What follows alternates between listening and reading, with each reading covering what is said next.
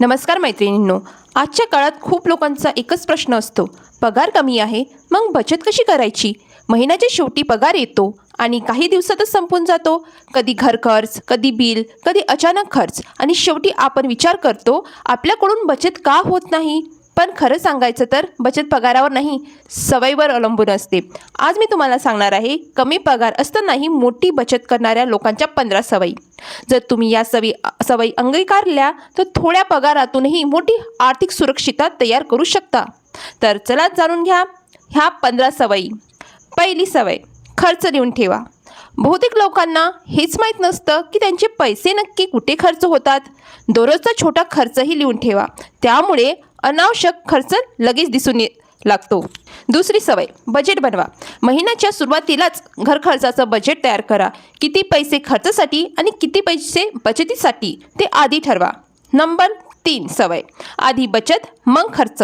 बहुतेक लोक उरलेले पैसे सेव्ह करतात, पण स्मार्ट लोक आधी पैसे सेव्ह करतात आणि उरलेले खर्च करतात. 5वी सवय, 50-30-20 नियम वापरा. तुमच्या पगाराचं नियोजन करा. 50% गरजेचा खर्च, 30% वैयक्तिक खर्च आणि 20% बचत.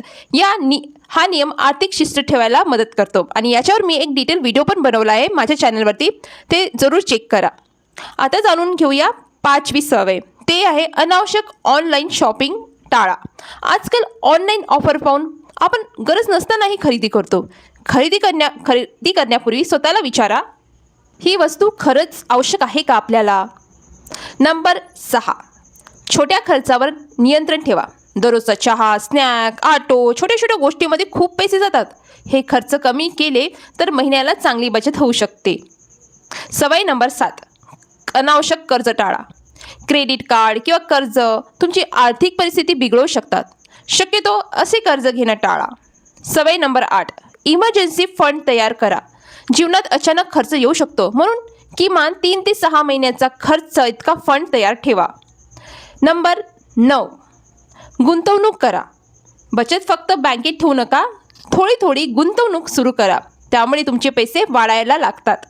सवय नंबर 10, ऑफर्स आणि डिस्काउंट वापरा. खरेदी करताना ऑफर्स आणि डिस्काउंटचा फायदा घ्या, त्यामुळे चांगली बचत होऊ शकते. नंबर 11, बाहेर खाणं कमी करा. हॉटेलमध्ये खाणं खूप महाग असतं.